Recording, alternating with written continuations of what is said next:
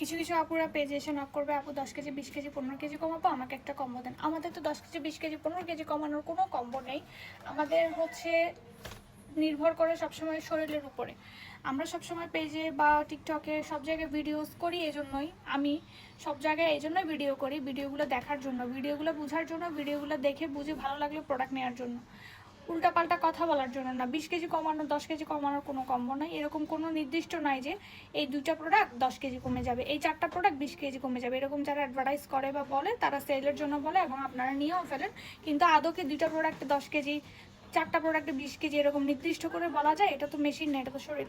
হ্যাঁ, আমরা বলবো আপনি একটা মাস নেবেন, 2টা প্রোডাক্ট আর একটা জুস সহ 3টা, এই 2টা 1 মাসের জন্য, 2টা আর একটা জুস 1 মাসের, টোটাল 3টা প্রোডাক্ট 1 মাসের জন্য নেবেন। আপনার শরীরের ধারণ ক্ষমতা, হরমোনাল ইস্যু, আপনার শরীরের সব কিছু সিস্টেম, আপনার মেনটেন সিস্টেম, সব কিছুর উপর নির্ভর করে একটা রেজাল্ট 1 মাস পর আপনি পাবেন।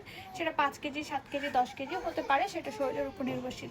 তখন আপনি বুঝতে পারবেন যে একটা মাস আপনার কতটুকু ওজন কমেছে। সেটার উপর নির্ভর করে আপনি 2 মাস 3 মাস 4 মাস কন্টিনিউ করবেন 20 কেজি 25 কেজি 30 কেজি যতই কমাতে চান।